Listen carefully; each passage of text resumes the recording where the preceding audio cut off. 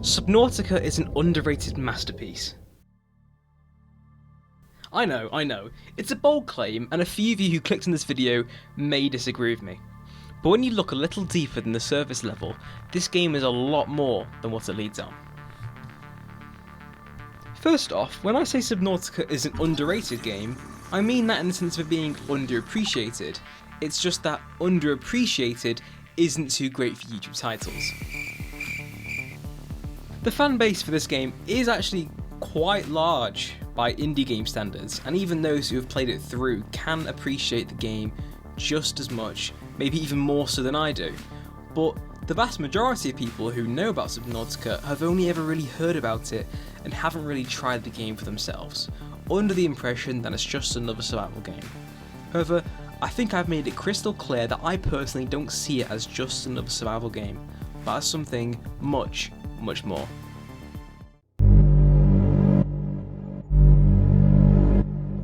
The game's atmosphere is incredible and can go from a peaceful, tranquil paradise with gorgeous creatures and vivid colours to a goosebump-giving, bone-chilling, edge-of-your-seat psychological horror nightmare, where it takes "there's always a bigger fish" to the absolute extreme.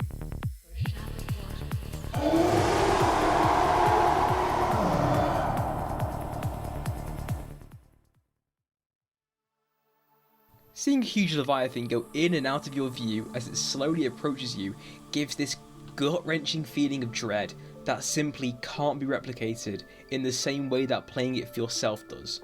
You know it's coming for you and only you, and there's nothing you can really do about it.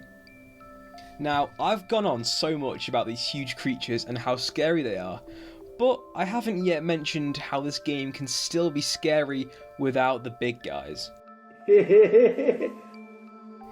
Looking down at the depths of Subnautica's ocean, you get a feeling of thalassophobia as you dread what could be down there. As well as that, there's also a few moments of submechanophobia where you stumble across these abandoned and broken down life pods and ships, and you see for yourself the fates of those who came before you, and how, if they didn't make it, what means you will. The story. You play as Riley Robinson, which sounds like a name straight out of a Marvel comic. Riley is systems maintenance chief aboard the Aurora, a massive ship that had been sent to build a phase gate. The Aurora passed planet 4546b, aka Big Blue Ball of Death, on its journey and crash landed on said planet after it was shot down by an unknown entity. Riley manages to get on a life pod and escape the ship. However, he's now stranded in a vast ocean and has to survive with the resources he can find around him, all on his own. I'd say this is a pretty basic setup to a survival game. I mean, The Forest did it, Stranded Deep did it, but this game mixes it up, since your player lands on an ocean planet. The story itself, after this point, gets a lot better, and piecing it together throughout your playthrough of the game feels like a very rewarding way to tell a story. It's engaging to see it become whole before your very eyes, and the fact that it holds back telling you stuff for so long just makes you want to know more and more every clue you get. Subnautica's issues. I know so far in this whole video I've raved about how great Subnautica is, but that doesn't mean it's void of any problems. This game has a few flaws that I'm not too big on, such as the lack of an in-game map, making the game a bit of a pain to navigate. I mean, I've often found myself going online and looking at maps of the game in Google. I mean, I get lost all the time. I'm not sure if it's just me, but this game loads slower than a marathon runner with no legs. I mean, it almost took me 5 minutes just to make a world. The graphics are pretty good for 2014 standards, and the water surface still looks incredible. And the overall look has aged very well due to the artistic direction going for more of a cartoony look, which prevents pretty much any aging. The biggest issue I have in regards to the graphics though are the pop-ins. The texture and the model pop-ins are very noticeable and strip away a level of immersion that this game tries so hard to achieve. The game's biology. The game's map is full of different biomes and environments, and the creatures found in those environments often reflect the conditions around them with many different adaptations and features. For example, the Peeper, the main icon for the game and easily the most recognisable Subnautica creature, has quite a few iterations throughout the game's lore. One of these is the Arctic Peeper, which is a translucent white version of the original Peeper, only found in the second Subnautica game, Below Zero. There's also some skeletal remains of creatures that you can find in the game's world, which adds even more detail and even more believability to the world and lore, which I think is really cool because since the creature's extinct, there wasn't really a need to add it as there was no real benefit to the gameplay, but that helps the world building and makes the planet seem more lived in. That brings us to our next topic. Lore. Subnautica's lore is very different to other games' lore. In a lot of survival games, you tend to find hidden pieces of the lore as you progress and explore. But in Subnautica, the lore tends to get a bit more complicated. The world of Subnautica is massive and spans many games, so I won't get too deep into the lore. However, as you explore 4546B, you'll receive distress signals from around you. Could there be other survivors? If you decide to investigate, you might encounter the wreckages of live pods with PDA recordings of the final moments of the survivors. You are alone, right?